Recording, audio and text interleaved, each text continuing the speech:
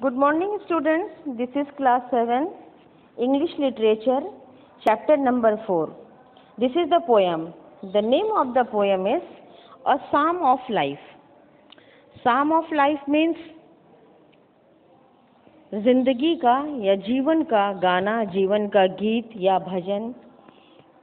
इस पोयम में हम लोग पढ़ेंगे ये हमारी जो ज़िंदगी है, हमारा जो ये लाइफ है, जीवन है, वो कितना इम्पोर्टेंट है, क्या इसका महत्व है और हमें अपने जीवन को किस तरह जीना चाहिए और जीवन में हमें कौन से अच्छे कार्य करने चाहिए, किन कामों को हमें अवॉइड करना चाहिए और कभी भी हमें मुश्किलों से भागना नहीं चाहिए।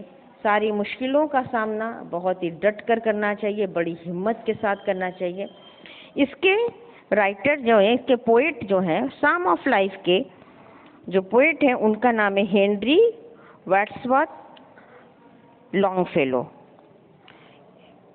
शॉर्ट में हम लोग कहते हैं SW लॉन्गफेलो। तो उन्होंने इस कविता को बहुत ही सुंदर ढंग से लिखा हुआ है, बहुत खूबसूरत उसमें शब्दों का वर्णन है, बहुत ही इनकरेजिंग और इंस्पायरिंग पोयम है। सबसे बड़ी बात है कि ये पोयम जो है बहुत इंस्पायरिंग है, हम लोगों को बहुत सा इंस्पिरेशन मिलता है, प्रेरणा मिलती है। गेट सेट गो, पहले में हम लोग इसको कविता के बारे में थोड़ा सा हम लोग समझते हैं कि what is about this poem. In this beautiful poem, the poet wants to convey to his readers that we must understand the true meaning of the life. ये एक खूबसूरत सा जो कविता है जिसमें कवि मिस्टर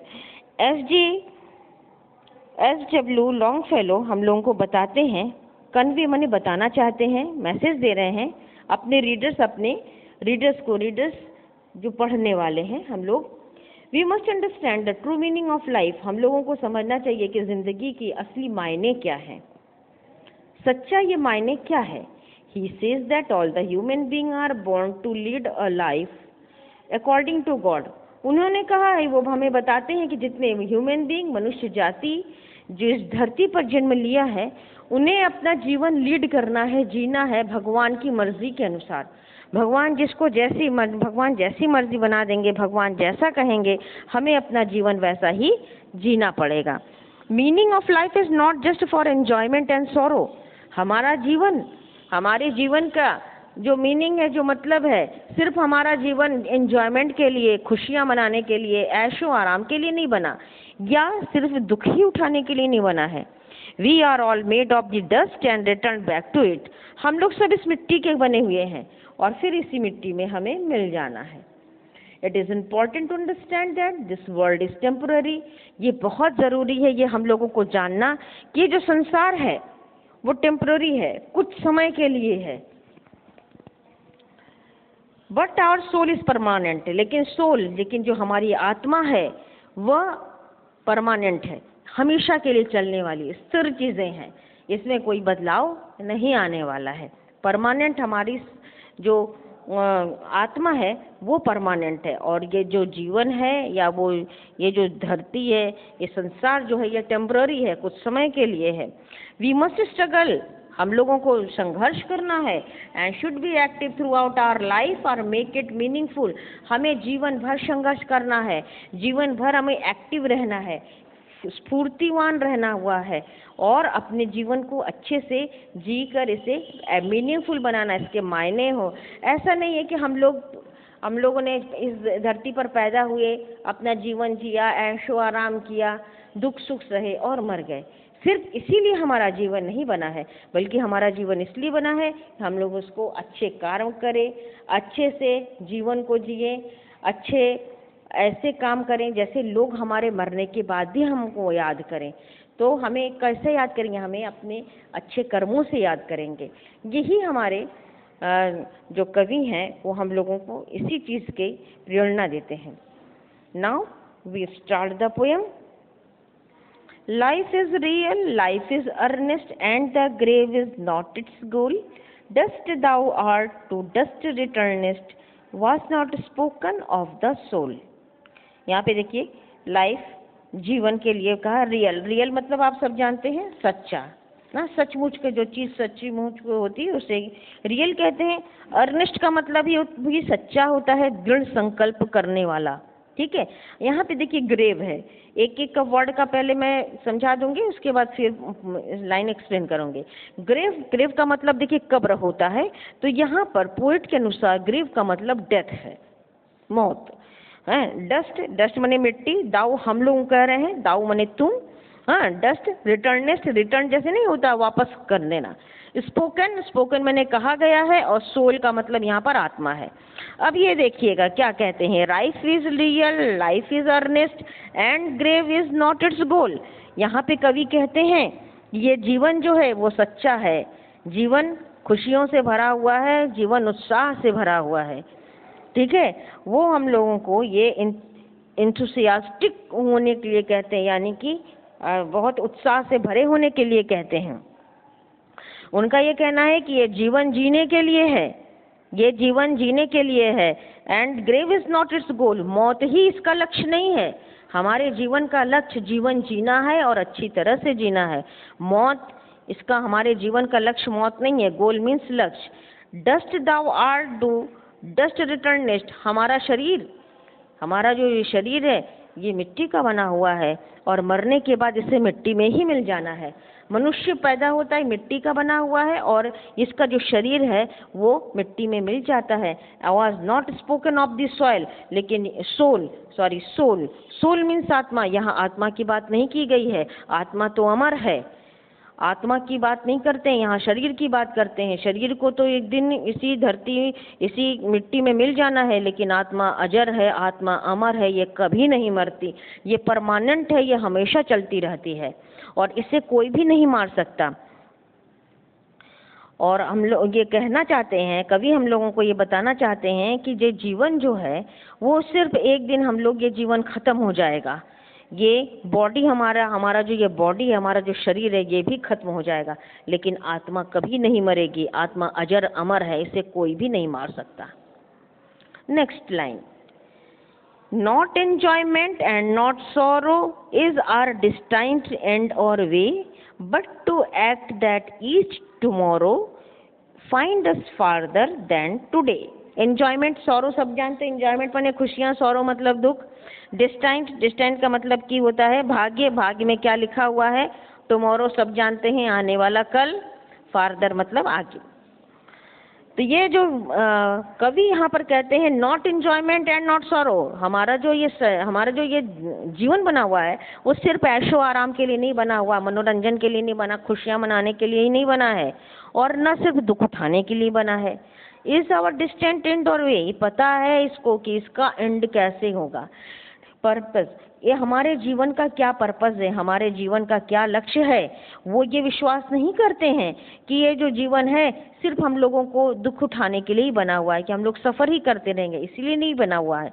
वो जानते हैं कि मनुष्य जो एंजॉयमेंट कर रहा है ये पहले से हमारे किस्मत के लिए नहीं है, हमारे जीवन का। But to act and that is tomorrow, but to act करने को कह रहे हैं, वो काम करने को कहते हैं।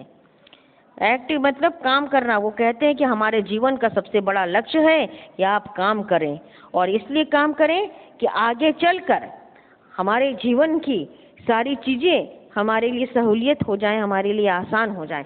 आज हम काम करेंगे तभी हमारा कल बेहतर हो पाएगा। यहाँ पे नैरेटर जो है या जो वर्णन करता है, कवि कहते हैं कि अपने जीवन में कॉन्फिडेंट रहिए, अपने ऊपर विश्वास रखिए, और ये आपका जीवन है, इस जीवन को आज इसको बेहतर बनाइए, खूब अच्छे से बेहतर बनाइए, जिससे आपका कल बेहतर बन सके। अपने ऊपर विश्वास रखिए और अपनी जिंदगी को अच्छे ढंग से जीने का प्रयास करिए।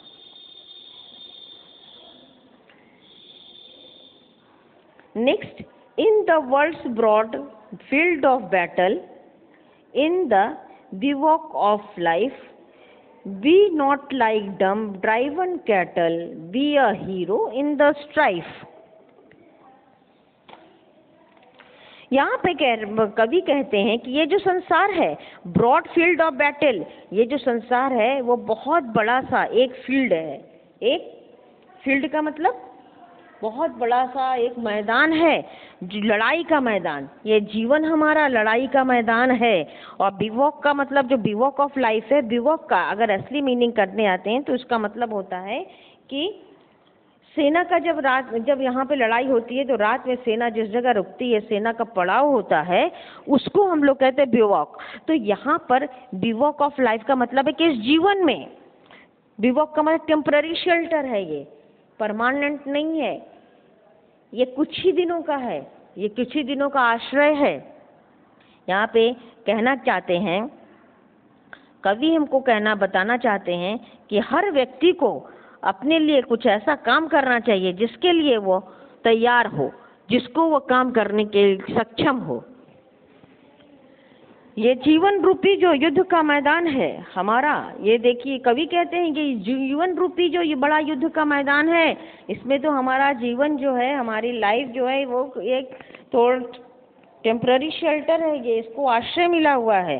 B not like dumb, dumb का मतलब यहाँ गूंगा, ड्राइवन कैटल, मवेशी। जैसे आपने देखा होगा गाय भैंस चलती रहती तो पीछे एक चरवाहा उनको हाँकता हुआ जाता है। लेकिन वो कह रहे हैं कि बी नॉट लाइक डंप, ऐसे ना बनो तुम, गूंगे बहरे बन के मत रहो। और ड्राइवन कैटल, जैसे मवेशी चलते रहते, आपको कोई हाँक रहा है, आपको कोई रास्ता दिखा रहा है, आप उसी रास्ते पर चलते जा रहे हैं, ऐसे भी इंसान ना बनो। Be a hero in the strife, strife माने संघर्ष, अपने जीवन में संघर्ष करो और तुम लोगों को लीड करो, तुम नेता बनो, तुम अच्छे कार्य करो, तुम आगे चलो। बी ए हीरो, इस जीवन के सफर में आप एक हीरो की तरह काम करिए, एक नेतृत्व आप करिए जिसको लोग फॉलो करें, लोग जिसको देखें। इस जीवन में सिर्फ एक मवेशियों की तरह की गूंगे बने हुए हैं, सर झुकाए चले जा रहे हैं, इस तरह के मनुष्य न बनो, बल्कि आप ऐसे हीरो बनो इस जीवन के, इतने ज़्यादा संघर्ष करो कि लोग तुमको फॉलो करें, लोग तुम्हारा अनुसरण करें और अपने अंदर नेतृत्व की भावना को आगे बढ़ाओ। The last stanza of this poem is, let us then be up and doing with the heart of any fate, still achieving, still pursuing, learn to labor and to wait. कहते हैं अब किसका इंतजार है, अब खड़े हो जाओ। फाइनल जो लास्ट स्टैंजा है वहाँ पर स्पीकर जो कह रहे हैं कि अब अपने रीडर्स को, अपने पढ़ने वाले लोगों को बता रहे हैं कि अब खड़े हो जाओ, तैयार हो जाओ काम करने के लिए। With the heart for any fate, और अपने दिल को किसी भी फेट मतलब कुछ भी हो, कुछ भी अंजाम हो, कोई भी मेरी किस्मत में कुछ भी लिखा हो, उस हर चीज़ को सहने के लिए, उस चीज़ को बियर करने के लिए अपने आप को तैयार कर लो। अपने भाग्य, तुम्हारे भाग्य में जो भी लिखा है उसको बड़ी बहादुरी के साथ उसको सामना करो, उसका घबराने की जरूरत नहीं है। Still achieving, still pursuing, learn to labour and to wait. Still achieving, अभी भी तुम्हारे पास बहुत कुछ है लक्ष्य को पाने का, लक्ष्य को हासिल करने के लिए बहुत कुछ तुम्हारे पास है। स्टिल परसुइंग, परसुइंग का मतलब मेहनत करते जाओ, काम करते जाओ, किसी चीज़ को रुकना नहीं है, थमना नहीं है, थक के बैठना भी नहीं है, आपको काम करते रहना है, आपको मेहनत करते रहनी है। Learn to labour and to wait, और लर्न टू लेबर, मेहनत करने की आदत डाल लो, मेहनत करना सीख लो, और एंड टू वेट, और उसके बाद इंतज़ार करो। तो जब अब आप सोचिए, आप मेहनत कर लेते हो तो किसका इंतज़ार करते हो? फल का इंतज़ार करते हो। जब आप परीक्षा दे लेते हैं, बहुत सारी मेहनत करते हैं, दिन रात पढ़ते हैं, और उसके बाद फिर आप एग्ज़ाम देते हैं, तो लेकिन एग्ज़ाम देने के बाद आप किसका वेट करते हैं? किस चीज़ का वेट करते हो आप लोग? फल का वेट करते हैं, अच्छे परिणाम का वेट करते हैं। तो वही यहाँ पर कवि वही करना चाह रहा है, खूब मेहनत कर लीजिए, घबराइए नहीं, डरिए नहीं, और अभी भी बहुत कुछ आपको है कि आप उसको अचीव कर सकते हैं, लक्ष्य की प्राप्ति कर सकते हैं, उसके अपने लक्ष्य के लिए मेहनत कर सकते हैं। मेहनत करिए और साथ में, और उसके लिए फिर उसके बाद उसका इंतज़ार करिए। अब आप देखिएगा, अपने आप को तैयार कर लीजिए, मेंटली अपने आप को ऐसा तैयार करिए कि आपको किसी चीज़ से डर ही ना लगे, और इस संसार में आने वाले हर मुश्किलों का सामना आप बहुत ही आसानी से कर पाएं।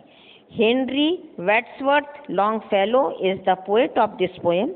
I hope you all understand it, and if not, then see the video again and again. Now we will proceed to the exercises, the MCQs, and fill in the blanks of this chapter. MCQs of this chapter: according to the poet, life should be real and earnest. Death is not its ultimate object, for the soul is immortal. Number 3, sorrow and joy is not predetermined way or aim. We should work for make our future better than the best.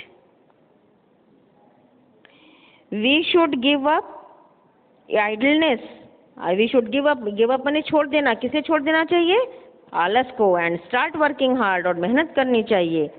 We should learn to labour hard, मेहनत करना सीखना चाहिए. Wait for the result, और परिणाम की प्रतीक्षा करनी चाहिए. Life is not talking about going to life is not talking about going to die. We should have hope. हमें चाहे मरने के लिए नहीं, हम लोगों को एक होप रखना चाहिए, आशा रखनी चाहिए, उम्मीद रखनी चाहिए. Next is fill in the blanks. Life is not full of enjoyment. A dream present many pleasant things which vanish as soon as it breaks. Third number, the poet emphatically says that life is real and earnest. 4, grave or death is not the destination of life. 5, life is neither for the sadness nor the sorrow. 6, our individual endeavor must also continue with the undiminishing faith in God. True, false? Body vanishes but the soul does not dissolve. True. Life means to act at present. True. We must not waste time in expecting a more suitable time to come. True. We should think that tomorrow is far away from today. False. Poet advises us to rid of the sloth and be brave enough to face any situation in our lives. True. Grave or death is only destination of life. False.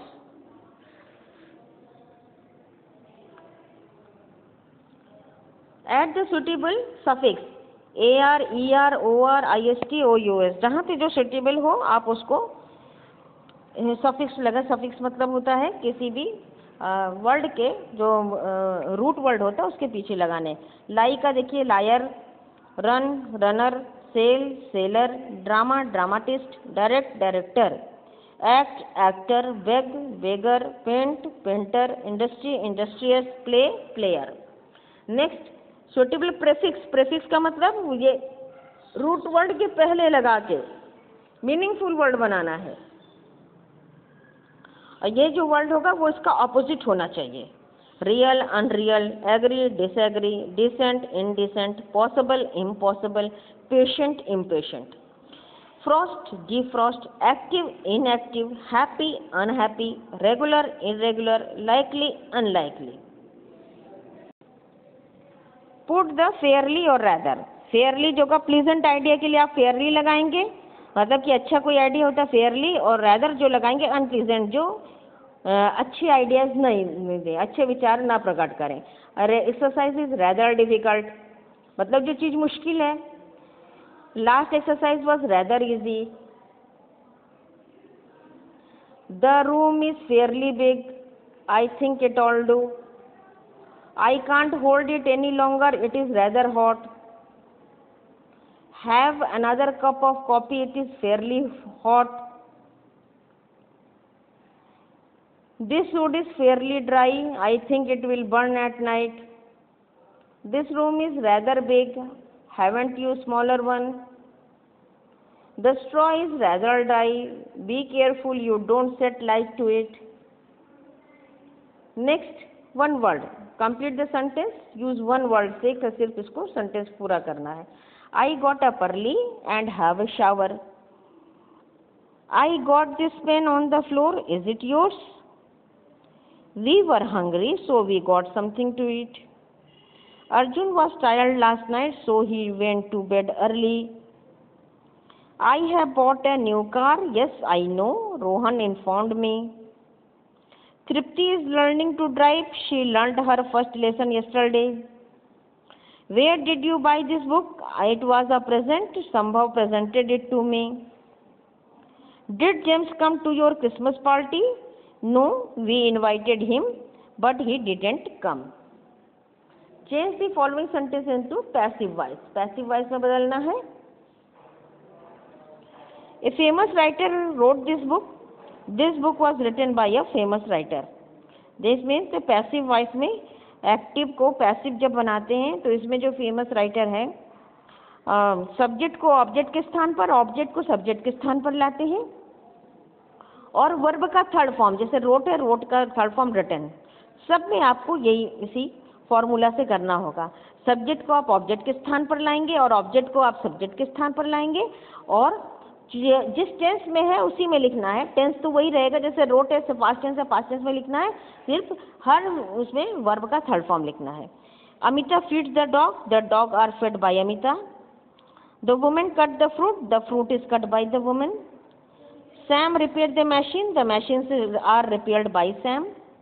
He read the letter carefully, the letters are read by him carefully.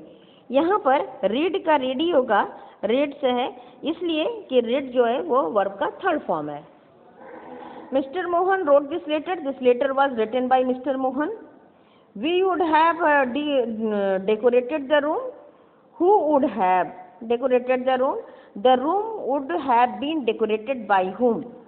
या आप इसको इस तरीके से भी लिख देखते हैं, by whom the room would have been decorated. हम लोग इसे दो तरीके से लिख सकते हैं. मैंने यहाँ पे बाय हुम बाद में लगाया है, आप इस बाय हुम को पहले भी लगा सकते हैं. बाय हुम किसके द्वारा, मतलब किसने इस रूम को डेकोरेट किया, तो इसका मतलब ये होगा कि किसके द्वारा ये रूम डेकोरेट हुआ. तो यू कैन राइट कि by whom the room would have been decorated. बस ऐसे भी आप लिखते हैं, बाय हुम को आप पहले भी लगा सकते हैं. How many books did you buy yesterday? How many books bought by you yesterday.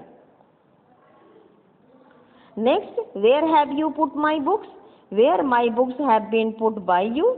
यहाँ पे पुट लगा है, वर्ब का थर्ड फॉर्म, पुट का थर्ड फॉर्म पुट ही होता है. के Kamal had completed his essay before evening. His essay had been completed by Kamal before evening. This is all your exercises. You will get the question answer in the PDF. These are the hard words of this chapter: earnest, returnest, enjoyment, grave, destined, understand, permanent, convey, farther, broad, bivouac, dump, driven, strive, achieving, pursuing, labor, throughout, struggle. इसका सबकी हिंदी भी आपको पता होगी. अभी मैंने कविता में बताया था, अर्नेस्ट मतलब सच्चा, रिटर्नेस्ट वापस, एंजॉयमेंट मनोरंजन, ग्रेव कब्र, डेस्टिन डेस्टिन का मतलब होता है भाग्य, अंडरस्टैंड समझना, परमानेंट परमानेंट का मतलब होता है स्थायी, कन्वे कन्वे का मतलब होता है मैसेज देना किसी को, मैसेज किसी को देने को कन्वे कहते हैं. फार्दर आगे, ब्रॉड चौड़ा, विवोक का मतलब मैंने आपको बताया. पहले तो एक according to the poem it is the temporary shelter, अस्थाई घर. लेकिन ऐसे में विवोक का मतलब आप देखेंगे तो सेना का पड़ाव, रात में जो सेना का पड़ाव होता है उसको कहते हैं. डंप गूंगा, ड्राइवन पर हाँकना, हाँका जाए. स्ट्राइफ स्ट्रगल संघर्ष, अचीविंग लक्ष्य प्राप्त करना, परसुइंग काम करना, लेबर यहाँ पर लेबर मीन्स मेहनत, थ्रू आउट मनी पूरा. स्ट्रगल का मतलब भी संघर्ष होता है. वर्ड मीनिंग, विवोक का वर्ड मीनिंग है temporary shelter, strife struggle, grave burial pit कब्र, earnest sincere, pursuing going after. Question answer: what is life? What is not its goal? Life is sincere and real. It is worth living. जीने लायक है. Death is not its goal. What is the main quality of the soul? The main quality of the soul is that it cannot be destroyed. It lives forever. While the body is perished, no one can kill the soul. Soul को कोई मार नहीं सकता, soul is permanent. What is not real aim of the life? Real aim of life is not just enjoyment and sorrow. Life is not made only for enjoying the life but to act sincerely. What does the poet advises us? The poet advises us to be active and prepare for any fate. He encourages us to be ready mentally and emotionally to face the difficulties of life and not too afraid of any situation. किसी भी परिस्थिति से घबराना नहीं है, डरना नहीं है, सारे परिस्थितियों का, संघर्ष का सामना करना है बहादुरी से। Next, what should be learn and why should be wait? हम लोग को क्या हम लोग को सीखा हमने और क्यों हमें वेट करें? We should learn the purpose of the life and how we should handle the sorrow and struggles along the way. We should wait for the better situation which will come in our life.